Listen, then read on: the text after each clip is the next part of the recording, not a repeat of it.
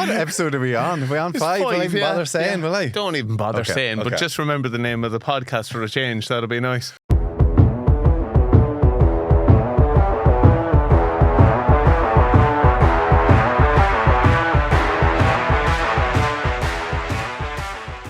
Okay, should we start then? What's it called again? The Offload. It was your idea to call it the Offload and you keep forgetting it. Hello and welcome to the Offload. There we have it. Got it right eventually with me, Tommy Bowe and Donncha Callan. Donner's big week, the start of the internationals. So excited about it. But I have to ask you before we talk all about Ireland and New Zealand and everything else in the story. Munster, they're still looking for a head coach. If they called, would you... you talked about Declan Kidney last week. It's got a bit of a mixed response. If they called you, would you take it? Called me? Yeah. I don't think they'll be calling me, to be fair. Although, I'd be credible, Tommy, would I not? You'd be credible. I'm just thinking, I've one for this family. Like, when you look at who's coaching at a top-end level, there's myself, Paul O'Connell, Leo Cullen. We're all getting results. And you know to what I be mean? fair to you, that's the sort of level that Munster are at the minute. No, honestly, I'll go for you, you little rat. You're Do you know what? at the minute. I must say, it was medicine being in Thomond Park on Saturday night. The All Blacks 15 and Munster. It's just, do you know what, Tommy? There can be grim days, and there is with Munster, but there's something special about the place that you can't buy. You can't put your finger on it. Like, honestly, it was incredible to be there. Now, that All Blacks 15. 2 mistakes and they pull away. You know, I'm sure we're going to get into the All Blacks in general, but when you've good teams, man, you can't make an error. Yeah. You can't make one mistake. To be fair to Munster, there is something about that as well, because the atmosphere was amazing down there. But if you did want to watch it on Munster Rugby's website, the stream went down. So it did, but hold on. That wasn't Munster Rugby's fault. That was the streaming service. That was GA Go's fault, was it? Exactly. Don't you start it now, Tommy. You're turning to the blue media of like non-stop whipping Munster. I was having to go at GA there. All right, GA okay. Go, well, drive on with them if you want, but you come at Munster one more time and I'm going for you. Anyway, it looked like I thought the lights had gone out, but that was actually a lights exhibition. It was so cool. Well done. It was cool. I went with our 3 kids and it was brilliant. It was just, I'm on about like just a family day. And do you know what made it better, Tommy? And I think it's something Munster, maybe it's better if it's not on telly. Yeah. You know what I mean? That everyone sharing that moment knows this is going no further. Yeah. So if it does fall down on streaming platforms... Well, maybe it convinces people to get up off the sofa, because if it's on the telly, it's easy to just stay at home instead of going to the matches. So maybe it is the way forward to try and encourage more people to go. But listen, it was a great match. And of course, New Zealand are in town today to face, or this weekend, tomorrow to play Ireland. Can't wait for that. But I have to talk to you. You were in Ireland this morning. Promoting Disaster Dad, yes, the good book. on you, I'm Tommy. doing it for you as well. Yeah, Top of the charts. Well done to you on so that. But it got me thinking about another story. I have to read this out because it just cracked me up. Because we did a bit of tasting of the food. We did. I didn't know that. In your job, you get lunch every day before even 9 o'clock in the morning. Now, we were eating guanciale and gnocchi at 8:30 in the morning. It was really nice. Bloody delicious. Yeah. Alberto Rossi's a hell of a chef. Yeah. But we were also talking about dinner party disasters. So you're a disaster dad, right? Dinner party disasters. This survey is out at the minute. 1 in 6 people will drop the food on the floor, but quickly scoop it up, put it back into the pan again, and then serve it. 28% of people tasted the food with the spoon, put the spoon back in, and a third of people have served food that has been past their sell-by date. No way. Did you do any of those? Oh, wow. Do you know what? This shows where Munster was. Right now, it's Munster. Of course it's Munster. But the bagman with Munster now is Tony Mullins. And when I came into Munster first, he used to do the food. And there was the bagman used to do the food. But it was these kind of one-pot stews or something like that. But there was a good story that David Wallace went in to get his stew and he was there, where's the ladle? Where's the ladle for it? And he went... Oh, there we go. Straight up into hand, down to here. Put his hand in. In to get out the ladle to serve it up. And sure, of course he did it away. There was no bother. Hair gone everywhere. Yeah. Like, listen, no big deal with that one. But when you hear this one, right, we got this message. Have to read it into you. So, my brother's friend puked on our Christmas turkey, which was in the sink one Christmas Eve when he came back in from the pub. We had no way of getting another turkey and my mother would have killed us. No. So we rinsed it off and said nothing. Oh, jeez, no. Needless to say, we didn't eat a whole lot of turkey that year. Oh my God. Oh my God. You could see the stuff like that happening. Marinated in Guinness. It probably added to the effect of it all. Surely with cooking temperatures at certain heats, every bit of bacteria is gone. You'd be wondering what crevices though they'd be going into. So true. That's so true. Did they stop for a kebab or a chippy? On the way home on Christmas Eve. I remember one Christmas. Did you ever try and make, like, if we're doing a roast, normally it's my job. Do you do much of the cooking at home? Yeah, Sunday I would take it on a little bit, yeah. Do you ever try and do the Jamie Oliver gravy? No. So you try and pre-make it a couple of days before. So you get like chicken wings, you get like your carrots and your onions and your celery, and you roast it all together. It takes a couple of days to do this. Okay. Roast it all, then you put it all together in like a load of hot water and let it sit for ages. Anyway, a day or two later, then you pour it out. So you pour it and sieve it out, whatever else. So I remember I'd done this. I'd had it in the fridge. It was in all the juices and the gravy was gorgeous. All I need to do is to sieve it. So I had this huge big tray and I asked Lucy, here, will you hold the sieve over the sink and I'll pour it through the sieve. Yeah, I didn't put anything underneath the sieve. All my gravy down the drain. Devastated. That is so Tommy Bowe, isn't it? That is our lives. That could easily have happened either of us. Disaster, Dad. Yeah. Do you know what though? When you cook for people, there's never enough appreciation. Sure, there's not. Like when you think of like we one of the days we were lucky enough on the Lions tour in 2005. Clive Woodward, New Zealand brought a chef with us. So England had a chef. This was before it all started to kind of kick off. Wow. He was so far ahead of the game. But Dave Campbell was the English chef. And one of the days he said, lads, why don't you muck in and cook? So all the players because you're kind of bored. Do you know, like those tours, you're just looking for something to do some days. Sorry, being obnoxious rugby players, you think everything's easy. Yeah, you don't just hand it to you. The trays are there. That's not a hard job. You know what I mean? I could easily do that. Oh my goodness. I've never had a more stressful day in it. Trying to time everything to come out at the exact same time. Well, cooking for 40, 50 people there as well with the squad and all the management. And of course, they put myself and Simon Easterby on peeling potatoes. You know what I mean? Oh, the stereotype for Irish people. While we have the two paddies doing, leave them in charge of the spuds. But we spent, about 6 hours.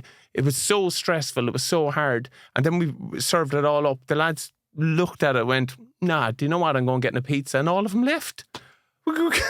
All day. All the lines walked out the door. I was like, honestly, I was here looking at fellas like Paul. He was like, get back in and eat your dinner. I've been all day slaving over that. Those potatoes are expertly peeled. They're corn pinks. What did you eat it? Yeah, do you know what? This is a mad thing to say. Even though I was cooking all day, I wasn't hungry. Do you ever get that? Yeah, I know this. A bit like an Irish mammy. Do you ever notice an Irish mom never eats? Well, is it not what they say, never trust a skinny chef? But maybe it should be the opposite.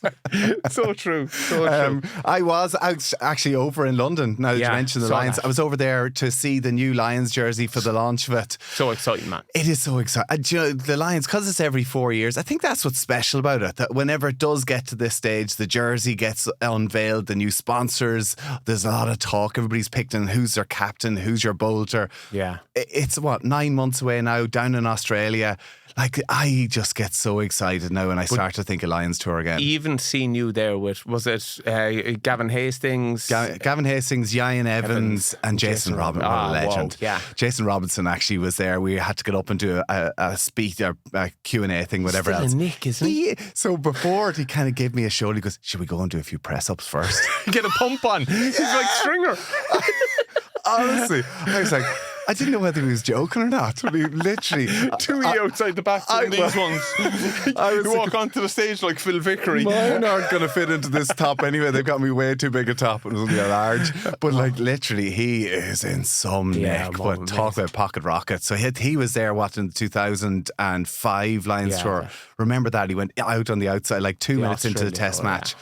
Oh, wow, unreal. And then I was there. You were there 2013? Yeah, no, I wasn't. 11 was my 09. 09, yeah. Okay. Yeah. So 2013 is my last one. It was to think that it's 11 years ago now. It's unbelievable. But do you still have your jersey? Do you like your Lions? Do you have any jerseys, memorabilia up in the house? I don't have a whole lot up. We have a chair. Jenny's nan had a chair that we had to recover.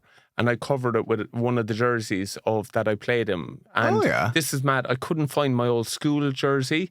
So I got my nephew Jack's jerseys on it, so it's kind of cool. And he's claimed dibs to the chair in time when he pushes me down the stairs or something. So it's all your jerseys, so like Munster, Worcester. Yeah, Cork on, the Babas is there. There's all little bits of it, kind of like a patchwork. Do you have teams that you played against as well, or no just your teams? Yeah, just it wasn't and that big a chair. Did you ever swap your jerseys? I did swap an awful lot. Do you know one that I don't have any of from not swapping reasons? I know this, Matt. I don't have an Australian jersey.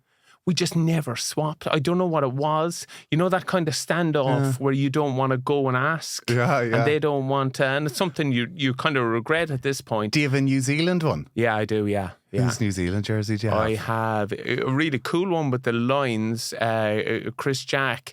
Wow. But what happened was I got picked in the second test to play with Paulie. Yeah. And whatever way they were doing the jerseys, they gave him jersey number 4 and me 5. Okay. So we swapped and wore each other's jerseys, but we didn't know the trouble this was going to cause for the drug testers afterwards. They were like... What, they hardly look... Oh, because of the numbers. I thought they were looking at the embroider. It's like, sorry, your embroidery says Paul O'Connell cap number. Hold on a second, he's got teeth in here. That can't be O'Connell. And a hell of a tan. But do you know what? I remember this kind of cool thing. I remember thinking in my head, I'm wearing his shirt. You know what I mean? Wearing Paul O'Connell's shirt. Yeah, people must think I'm really good today. No. He's gotten really bad. You twit. You're absolutely idiot. But I felt a responsibility to, you know what I mean? To do Paulie justice. 100% it. No, I wonder, did he think the same? He was here, this thing is as loose. Why am I in so many rocks? Why is this so spacious around the arse? Swapped the shorts as well, did you? Hold on. But I remember Chris Jack came in and he was there, we'll swap shirts, and I was there, do you want to run it by Paulie? Because this is actually his top. Madness. That's why he wanted to swap you. I think I have Sivi Vatus, who was one of the all-black wingers who I hated playing against. That guy, unbelievable player as well. So I've only got one New Zealand jersey because they kind of, like, I think I played against them 6 times. And I actually think they turned me down one time. No. Yeah, I'm fairly sure. Do you know where you took off your jersey? It was down in Wellington, I think, and like you kind of want to, you don't want to go in really yourself, so you kind of go in and see. Sound it out with someone. Somebody goes in like for Ireland and maybe kind of ask around, like, there's, you know, Donncha wants to swap jerseys. Would you be interested? It's kind of like an awkward day thing. It's like being 14 and going again. It's my friend's over my there. Friend, please, will you? Tommy by the corner, looking all handsome. When they came back in and said, no, he's not. He doesn't want to swap. Oh, nothing worse, isn't it? Do you know what happened to me against Argentina one time? I swapped and they gave me the blood jersey. So it's not embroidered. It's not embroidered. It's not played on. It's just that's like cheeky, isn't it? And really, you gave them your playing jersey. Yeah, it really annoyed me. Of course, you understand it, but you want to be straight down the line, and of course, you totally understand with first cappers, don't you? Of course, yeah. You want to keep your first cap, and you nearly hand over your shirt. You're glad to give it, and it's something I didn't know, but Rog did it for me. Did someone do it for you on your first? Do you know what? I've only noticed this, right? In the comments for this podcast, in one of the early comments, somebody from a pub in America commented saying, I have Tommy Bowe's first cap on my wall in a pub in America. Way. Yeah. So I traded it. Now, I think I have a USA jersey as well. So I wonder if I give him the dummy one. Well, sorry. Or if one of the lads maybe gave my jersey, but he says that he has a jersey in the pub in America. So I'd love it back, please, if you don't mind. But do you know what? Shame on us there. Like, we should have swapped for you. Because that's what happened to me from my first cap. Ron O'Gara swapped his jersey. That's sound. Left them know that it's his first cap, so he's going to hold on to his. So I think it's Stephen Jones's jersey at home to remember my first cap. Stephen Jones, the out half jersey. Yeah, because Rod swapped with him, and then gave it to me so that I would have 2 jerseys to remember. Fair enough. And I would have thought Rog would have swapped with the second row, like Alan and Jones. Could you imagine? So at least you have a 5 instead. So you put the 2 numbers, a 5 and a 10. They're wearing it on his finger. Go on, let's talk about the match this weekend. There's rugby. New Zealand. Well, listen, speaking of rivalry, speaking of Wales, speaking of New Zealand, this match, It's been built up to a hell of a game. Of course, it is tomorrow. Yeah. We're also excited, and I'm sure people will be listening to this. Maybe Tommy. It's tonight. Oh, it's tonight. Yeah, It of course. We're recording this on Thursday, so I should have got that right. Absolutely, just Stop letting the cat out of the bag, will you? People are going to tune in Saturday night. You don't know what day we go out, and you can never remember the name of the podcast, man. You're wondering why they're trying to get rid of me in Ireland. They can't. No, too good, Tommy, too good. You're in the wrong day.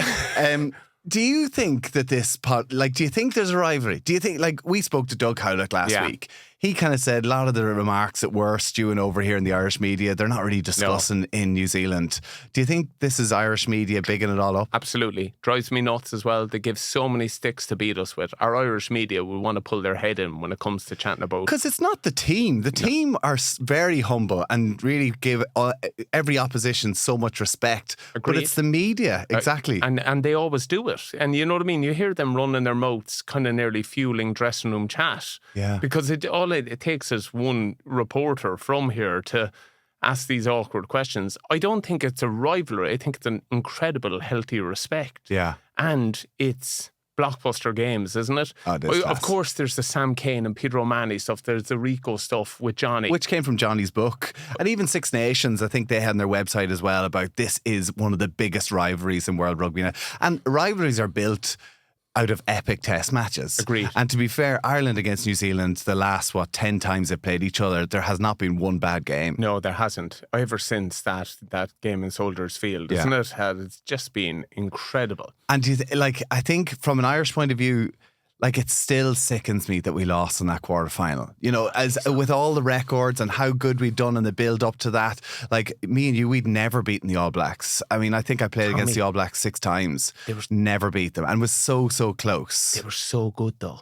They were so good. Do you not think they're still good? No, they are. They are 100%. But they're rubbish now. You're right. No. Say but what on you that really night, think. But this is what kind of annoys me a little bit, because everyone looks at the pecking order of the world. But I think when you chat about New Zealand, it's like soccer chatting about Brazil. You know what I mean? They're never going to be poor. They're just always on the beat. And that night, I don't think anyone would have beaten them. You know what I mean? But the margin is closer now. 100%. Yeah, probably, because we played in the ones where you're behind the post asking the ref. Remember that? What's left, ref? And he's there. We're on 68 minutes, and you're there. Can you blow it up, please? Oh, that game. Which game was it? When Jamie got red carded. Yeah, and then Mick legged it. Mick O'Driscoll. It was getting really tough, and Mick, I'm off. I have a back spasm. We were there. No, you don't. I never forget that. Dan Carter literally got the ball in his 22, and he was just about to clear his lines. He looked up and he saw this big beetroot face in front of him, Mick O'Driscoll, and he goes, I'm going to have a bit of you. And he literally just went outside him, straight through, put the winger away. I remember I was trying to chase across, and I remember Miko at halftime with a back spasm. I mean, you can't go off the back spasm. Absolutely. It's like saying I have a toothache. You know what I mean? But it's amazing you say that, because look how much further on we are, and Ellis Genge got caught at the weekend on a moment like that. Yeah. And that's what the All Blacks are different at. Their rugby knowledge to exploit a weakness there and then. They just notice he's lonely and vulnerable around the breakdown with a lot of space either side of him, and absolutely scorched him. I remember once I made a tackle on Richie McCaw, and I got up, I had a stinger after it, and I remember Dan Carter pointing over, like showing the lads, there's the vulnerable one. You know what I mean? Like, absolutely. And that was before you hurt your shoulder. So then I just hid in behind Brian O'Driscoll, and they're coming for me, Brian, will you mind me? I've got Paul O'Connell's jersey on. I'll never forget the next day when Miko went off with that, and then the song. So we'd be on the team bus going to train, and then it was like, when the going gets tough, Miko gets going. When the going gets rough, Miko is off. And the funny thing about it, he was still standing on the bus because he was out, my back is killing me at the moment. We were like, sit down, you rat. Funny. Brilliant. I actually remember whenever you talk about pinpointing, because to be fair, it is amazing, and something Ireland do now as well. And this is what I'd be really interested to see what Goodman, the new backs coach, is. Yeah, that's do exciting. they kind of base game like plays around like where do they see the weakness? Because under Joe Schmidt, Ireland were amazing with, and Andy Farrell and Mike Catt as well. But I think this is going to, I'm really interested to see how Ireland's attack goes off this. But I have a story about this. The great one for that was, remember Stockdale's try off a launch. 2018, was it? Brilliant score. Yeah. And you know that's training ground. That's time. all on the coaches. So that's literally came off the line out, went out to Bundyaki, who looked like they were going to open, and did this switch play back to Stockdale, chipped it over. What a try. That was the last time they beat them in the Aviva, was it? Incredible. I remember though playing against the Ospreys against Ulster long time ago, and Trimby, right? Myself and Trimby were like great mates, but great competitors, right? And he was going through just a stage at the time where he was just, you get the yips with high balls. Oh, the confidence. And it was just the confidence was gone, right? And I think we'd just come back from Ireland camp, and we were playing against Ulster, and it was as if he kind of said, "You told them to aim for me on those high balls." The paranoia in his head. He was so angry with me, right? Because literally James Hook it was the Ospreys kick-off. Hooky gets the ball in the halfway line, and like he was just like looking around, right? Oh, no. And Trimby was sure, like he looked at me, and I'm there pointing, going, "He's just at the back, in the back there." The blonde lad, the real with the big long arms. That's him. And Hooky, of course, puts it up in the air. It's like Trimby was pissed off at me after that, but I swear I did not tell him to aim for him. Do you know what it is? It's confidence. It's paranoia and confidence. And you're convinced. But that's what happens at the top end of the game. People don't understand it. Everyone thinks someone might be deadly at club level or provincial level and then move up to international. At international level, the air is so thin. Totally. You make one error. You know what I mean? And the only mistake Ellis Genge made there was vulnerability either side of him. 100% it.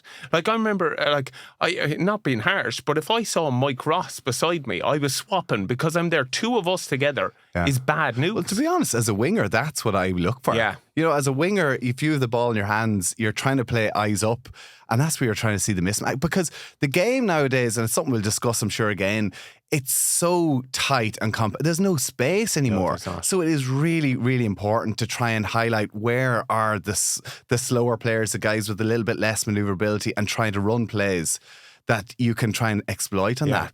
And that's a kind of an issue I have with the subs, because now you don't have a Mike Ross getting tired anymore because they changed him at 60 minutes. True, the fatigue. So all of a sudden the fatigue's a new front row comes on who's full of beans, and it's like a blanket. It's impossible to attack, and that's why I'd be interested to see even like the escorts and the kicks this time. Well, that's really interesting because they're reffing it now. So basically, we played it, Tommy. You practice kick escorts. So basically, if I'm running back and you're catching the ball for us, I get in a line to block off. Form a wall. 100%. To kind of protect me. And thankfully, it's starting to be reffed a little bit. One time we played against, I think it was Ulster against Munster or maybe it was the Ospreys against Munster. And I'm pointing my finger. There's a bit of venom to this. I swear, we used to have a few battles on the pitch, but you used to block, and it pissed me off. So there was like a kick off, and it'd be up the middle, and you'd be literally I'd be sprinting through, trying to kind of go up and compete, and you just like stand across right into my line. And I remember one time, and you'd done it to me once, and I was so pissed off. And the next time it got kicked off again, you did it again, and I just charged into your back. I went shoulder right into your back. You chased me for 30 metres. You literally were running around the pitch trying to catch me, and you grab me by the neck. You do that to me again, but it is good to see something like that being reffed, isn't it? Well, it is, because you want to see the contest. And I actually think those escort lines, the way they form the wall and block, that's actually it makes it more dangerous, because the player who's gone up to try and attack to make the contest, like he's knocked off kilter. He's trying to dodge players around him while also trying to look at the ball. But I think where this is a real 50-50 now. The main reason for changing it, because other players I think what people were doing, like you there, you would push me, get me out of your way, and I would actually clip my own teammate in the air. So it was probably getting dangerous and unsightly. It is Do you know dangerous. who was brilliant at it? When I was playing with Worcester, we used to play against Saracens. Right. And to be fair, their ability, it was like they put bookmarks or bookends. So they would pick on certain individuals like that. So when they're retreating, they'd see me and they'd put one player either side of me to create that space, so you catch it in the backfield. Yes. And you're just looking for the channel So where you've two of your I mates. see that you're blocked both ways. So if I run towards my own player, you can't get some because you run into the blocker. You just run to the gap we've made. Very smart. clever, isn't it? Great. Do you think that could, like, will we, because Irish rugby in years gone by got such a hammering, particularly under Joe with box kicks. Yeah. But if you watch the New Zealand-England match last weekend, New Zealand kicked it so much. An awful lot of the ball. And in the World Cup quarter-final, they kicked a lot, but they had huge variance. It was long, was short, and they got the upper hand in Ireland massively in the kicking battle the last time. So I hope it doesn't turn into a box kicking battle tomorrow, particularly and that's maybe why Andy Farrell picked Conor Murray on the bench. Good point. Because they know he's such a good box kicker, but like you want to see against the All Blacks ball in hand, you want to have it electric. Genuinely, I just want to see us win. I know that sounds awful, but maybe you're a purist for running rugby, but I love something gritty and gnarly, and I know people aren't massive fans of it, but there's an awful lot of talent to landing a box kick on the money with a good chase. And well, as Doug said last week, it's not about the kick, it's about the chase. And exactly, you're just right. As you're running the other way. Exactly, as I get blocked backwards by Donncha Callan's big arse. What did you make? Friday nights. Yeah. Like, we used to play Friday nights all the time with Ulster. You kind of get used to it. Of course. But it's great whenever it's at home. Obviously, it's an Ulster match, so you're at home. You can kind of get through the routine. You can go out for lunch, meet the lads, whatever else. You can go home for a nap. When you're in a hotel, it's different. And particularly with the test match. I hated, normally test matches, it would be about 1 o'clock. I hated a 3 and 4 o'clock kickoff because when it gets to the morning, it's a case of just getting whatever food into you can. You're so nervous. You don't taste the food. It's just trying to energise yourself. But an 8 o'clock kickoff in Dublin. Honestly, it's like being on death row, isn't it? Yeah. For the day, you're just waiting for it. And it's like time goes slower. Yeah. It's brilliant for everyone else outside the environment. It'll actually be hopping, won't it? A bit of a disadvantage if you're not in Dublin. If you know what I mean, for the rest of us travelling up, it's difficult. Well, it's an 8 o'clock kick, so by the time kick-off, by the time you get out of the Aviva, it's going to be 10:30, 11. Yeah, but there's late night trains, to be fair. There's a train back to Cork at 12:30. So they have... So Cork's grand then. Yeah. We're all right. We've a train home. Happy days. Best of luck to you getting north or to Galway or whatever you're doing. We're all right for Cork. Do they do trains to Monaghan or anywhere else bar Cork? But listen, that's all that matters, isn't it? Cork and Munster. I must say, though, I'm with you. I really dislike them. I would play a test match at 9:30 in the morning. Yeah. It's just...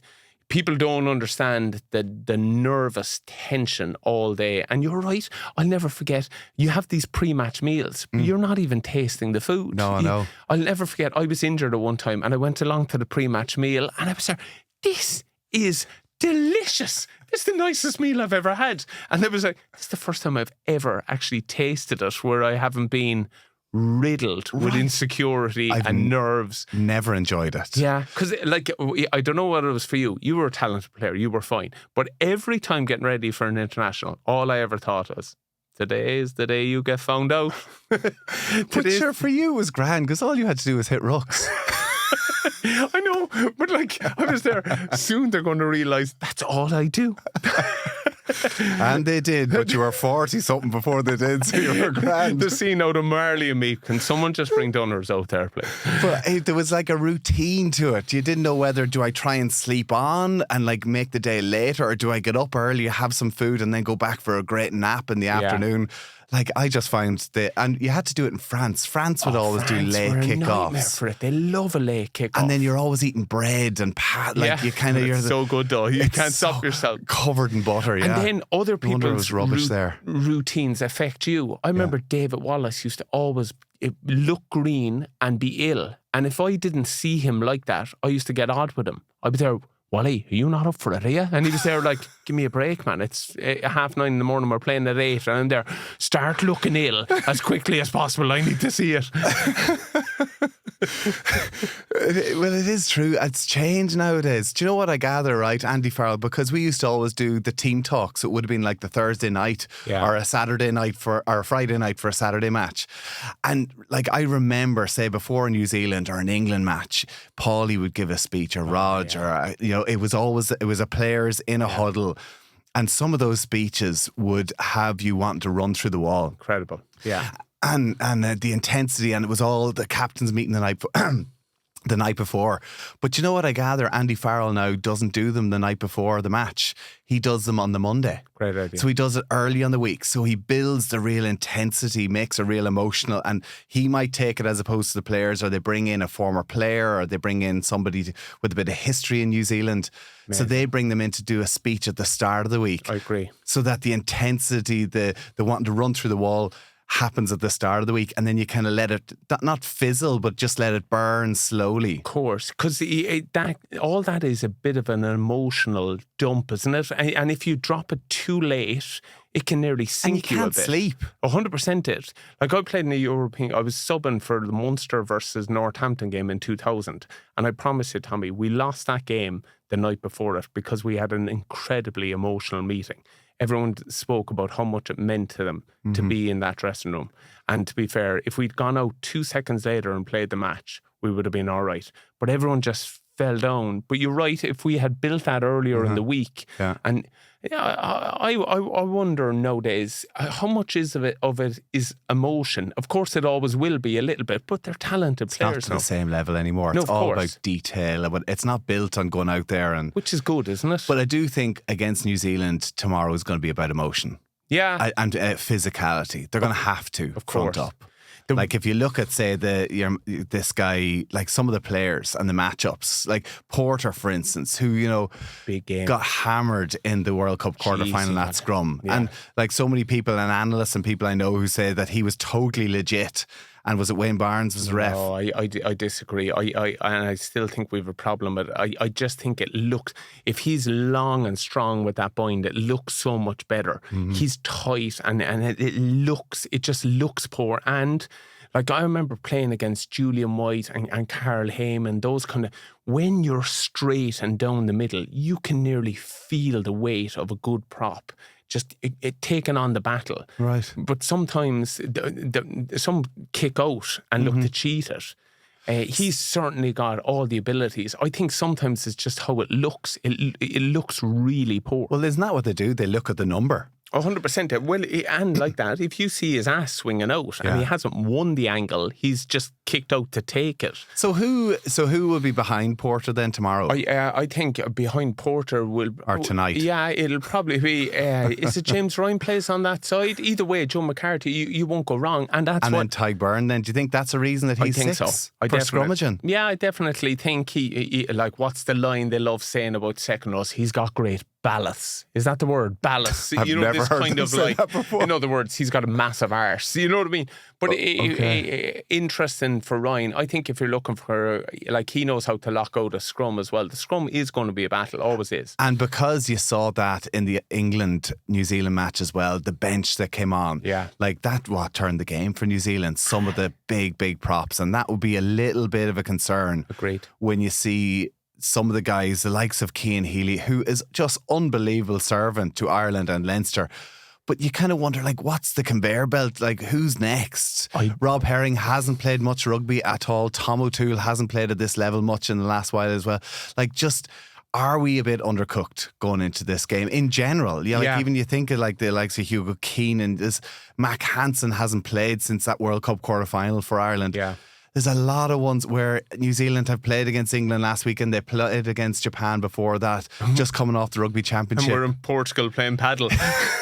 That's what we've been doing. We are very good paddle teams now. Yeah. Anyone will take us on in paddle. Number one in the world at paddle. I'll tell you what. But you're right, it's my concern, and I always feel I always needed Europe. I needed something to bridge the gap between kind of club games, a step up, because international level, like we went through, it's gear change. And that is my fear a little bit, that we might be a bit underdone. I see it differently with that bench, though, than you. I think with the experience on that bench... There's a lot of experience. Like Pete being brought in, he only played, 40 minutes against the All Blacks last week? And then look at Frawley and Osborne. I actually think you could give that bench a remit. You could give that bench nearly a game plan to implement within it. I would hope so. Like, what do you mean? No. Do you know what, lads? Just go out there and run around, like, just go mad. But I'm saying you can concentrate the week, and then you can say to this group, when you get on, I want you to do kind of Scrummage. Tommy, Lying out. I actually have enough of you, man. I really do. Connor, do you know when you come on? Joe, I'd love you to do an old box I'm kick. actually saying you could say to that group, yeah, okay, they're doing this, but we're actually going to implement these 3 plays that they are not doing at all. Do you know what, Tommy? You're a goal. Well, I cannot wait to see how that plays out. Impact of our bench. Well, if our bench do something cool, I'm going to go, look, I told you. No wonder they had to stick with the experience, because what happens if they put people in there who didn't know what they were doing? Liam was right. You're a clown. I hate you, Bowe. Let's quickly touch on the All Blacks. This guy, Wallace Satiti, the 6, he is a player to watch out for. Unbelievable. I love this, so I have to get it in, that his name, Wallace Satiti. So his dad is a Samoan international, was living in Scotland, playing for the Borders and Newcastle Falcons, and named him Wallace Satiti because he loves Braveheart. No way. Yes. That's like, how cool is that? Like you calling your kid Bluey. No, it's like, I was thinking about this. Me calling my kid, like, because I loved Harry Potter, call him Haribo. Haribo. Well, it's more you like those sweets. Well, I do love the sweets as well, I remember actually, I don't know, was I rooming with you one time, but definitely in Spala in Poland, yeah, we get to that another time. I used to turn up with a full, like literally would spend €20 on sweets. I'll never forget, all of a sudden the hand goes into the pillowcase because you'd be nervous. Ruth Wood Martin would be walking around the place giving and all of a sudden there it comes out like a load of Starbursts or something. You're Listen, like, nom, nom, nom. That was the key to it, exactly. Nutrition out the window. When you're burning all these calories, your body's like a sickener. furnace. But this Wallace Satiti, the 6, he is unbelievable player. Yeah. Will Jordan, the fullback as well, another class player as well. Like there is going to be such a battle between them. Can't wait. And then one for me, I'm a purist. I love the Haka. You know what I mean? I know it takes an awful dent over the trip to England. Ex-players saying all sorts of stuff, but I'm really interested to see who leads it for the first time. I hear Ioanni's might be. Is that true? Could Ardy Sevilla could lead it as well. But Ioanni with the bad blood with Johnny 100% Sexton. it. Enjoy your flight home. Yeah, exactly. Do you know what? It'd be more in England's line, and I'm being deadly serious here. Instead of poking fun at something that's cultural and really important, to tidy up their own stuff. I think England's playing of opposition's anthems is absolutely disgraceful. Like, why don't they start talking about that and tidying that up? I know you want... What do they do? They just play it really poorly. And they always have. Don't turn the speakers up. And just do poor renditions of it. I hate when they get a singer in to do it. And you're trying... But like the singer comes in, but they're like trying to do it in their operatic voice or trying to do it in their own version. And you're like, this is how we sing Ireland's Call. Exactly.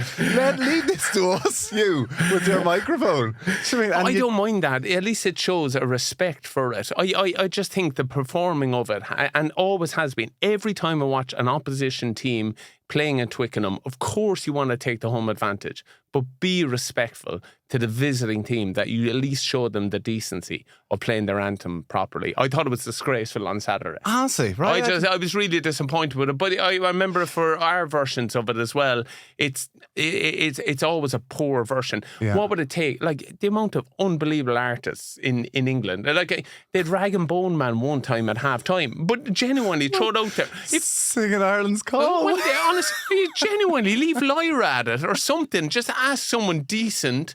If you're filling the stadium, and like it is the one moment where you get to reflect and be proud of where you're from, and they put on something that you'd hear on the Teletubbies. I want James Blunt.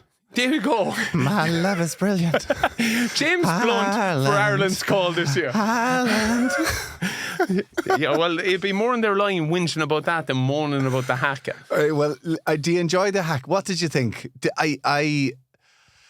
The Haka is amazing, and it is an amazing thing which was amazing. Sorry, to hear Doug Howlett talking about it and actually saying it's like a welcome. Yeah. But I always do think it was unfair. I do think it is unfair that they get to do a Haka, which is a war dance in front of Ireland, for instance, and Ireland. Not that we're going to do something back, but it's kind of they get one up on the opposition. I didn't ever find it that way. I didn't really find when I was playing it, because in your head you're like, I don't care about this. You put all the distractions out. You're focused on your job. But subconsciously, do you not think it's a bit of a one-up? Yeah, well, it is. Certainly, like in that moment, they get to remember all their heritage, their culture, where they're from. And they change it. You know, the Haka, the original Haka, the Kumate, which was just this something I grew up with and I loved it. You know, anytime the All Blacks were playing anybody, I had to watch the Haka. But this other one then that they brought in, that was a little bit more... just not, you know, it's kind of the slitting the neck type thing, or kind of looking a little bit more. You're there. It's very hard to let me know that you're welcoming me while you're going, I know, ripping my head off. Like, listen, maybe I'm wrong on this, but I just remember thinking in times watching it, kind of going, it's brilliant spectacle, and for the supporters and everybody else, they love it. Yeah, but I just question, does it give them a slight advantage? It definitely does. And you know all the stuff we implemented around it to give them time to cool down nearly a little bit after. You go off and you hit the pads for a little bit, you stagger everything, you make sure that... But it definitely, it is... a bit of advantage, but I think it is the ultimate theatre, even in any sport. And what's a big problem in Ireland, genuinely? Getting people into their seats early. You wait till tonight. Everyone will be sitting down waiting for tomorrow. Yeah, we should have Joe tonight. What's the name of the show? The Offload, Tommy, the Offload. Very good. It's going to be a cracker tonight or tomorrow or next week, whatever else. Anyway, looking forward to it. Listen, let's just quickly talk about, we'll get through one or two questions because it's going to be a cracker of a match. Can't wait for that. Love the stories there as well. But here's another one, because we do ask you to send in your questions. We need to get through a couple of them. Derek sent in, what's Donner's tanning routine? Oh, very good. I couldn't go into it. We haven't got enough time. I'll DM you. Okay, perfect. Joanne, right, this is one. Playing now, if you were to play now, but you couldn't play for your current home province, so you couldn't play for Munster, is there another province? Who would you play with if you had to pick one of the other three? No, I'd take up paddle. It's a What's hypothetically. Is it Joanne? Hypothetically. It's Joanne, is it? Yeah. I'm not playing ball with Joanne. Well, who could you definitely not play for? Oh, I could, out of all of them, and at a stretch, I possibly... No, I can't. I can't do any of them. No, I'm not doing that. I'm not doing that. No way. I'll never forget, I was looking to... I was actually contracted, and I was looking to get out of my contract with Munster. And I remember Gareth Fitz eyeballing me. He said, "You're not thinking of playing for another province, are you?" And I remember I've never been so offended in all my life. I was there, do you think I would play for any of the rest of them? Oh, really? So, yeah, I'll be honest with you, Tommy, it's got to mean something, man. It's got to... Yeah, of course, and it does. And that's the beauty of Irish rugby, is that the provinces do mean something. It's where you grew up, it means so much. And but you could tug out anywhere. Well, you could. We would. No, genuine. Monaghan is Ulster. Yeah, Belfast is Ulster. I'm not taking away from you, but you're a little bit different. You're not bitter and twisted. You would have fitted nicely into our dressing room, and you know it. Well, I nearly, like when I was at the Ospreys 2015 at the World Cup, I remember I was at the Ospreys and Paul O'Connell asked me to go for a walk one day. Now, Paulie never wants to hang out with me, right? Walking with O'Connell. He's like, right, kid, fancy going for a coffee? I was like, this is awkward, but yes, please, Mr. O'Connell. Where would you like to go? And you thought he was going to push you over an edge somewhere. He was like walking just down the hill. It was really like awkward chat. He was like asking me like, where do you want to be in your life in 10 years' time? But we went off for a coffee together, and this is a big moment. I was texting all the lads going, here, heading off for a coffee with Big Paul O'Connell. I'm out of office for the next 20 minutes. Hashtag friend selfie. But anyway, he sat me down. We were just chatting, and he goes, listen, kid, I believe you might be coming home next year. With the rumours, and we'd love you to consider coming to Munster.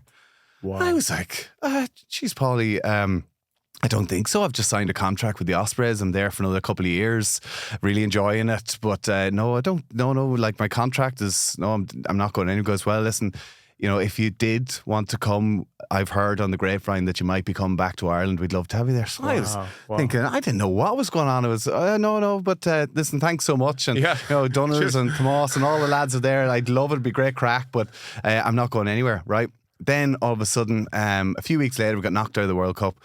And Again, quarterfinal again. And I remember my dad coming to collect me at the airport. Now, normally when I got into Dublin Airport, they'd send me on the bus and they'd say, listen, we'll collect you in Monaghan bus station. Brilliant. You know, Make full you work Irish for it. kit. Do you know what I There you mean? go. Talk about being knocked out in the quarterfinal. Nothing worse. You were doing it way before the O'Donovans in Finton. Exactly, yeah. So literally full Irish kit. It was always packed and I'm sitting on the bus beside some fella and he's like looking at me. But Dad came to collect me and he said, here, listen, collecting you because the Ospreys, they're talking about cutting your contract, that there are financial difficulties, whatever else, and there's talk coming. And I was like, this is why Paul O'Connell called me. And then all of a sudden I got a phone call, Checa.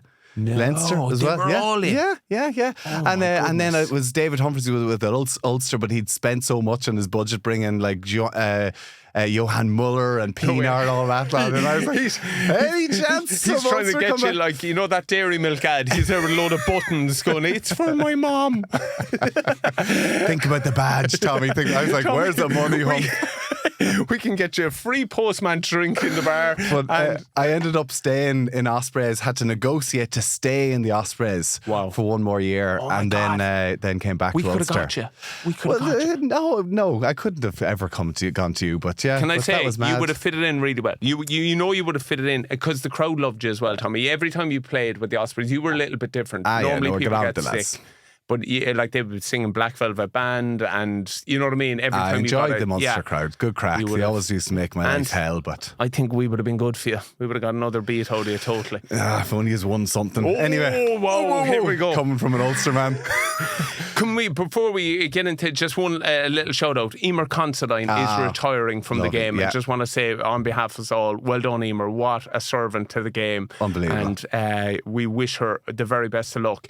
Isn't it amazing though, at the start of her journey to come to rugby quite late, like she did, of course, a dual star does it all. Well, so many people, and particularly from the women's game, have done that. Yeah. And you just see the talent of these footballers being able to transition into rugby. And so I know what she's going to do now, though, isn't she? She's going to go back to Clare and she's going to win a few more All-Ireland. Probably. She'll look at Hannah Tyrrell doing it as well. There you go, the Sickeners. Good on Emer, well done. Well done, Emer. Congratulations, amazing career.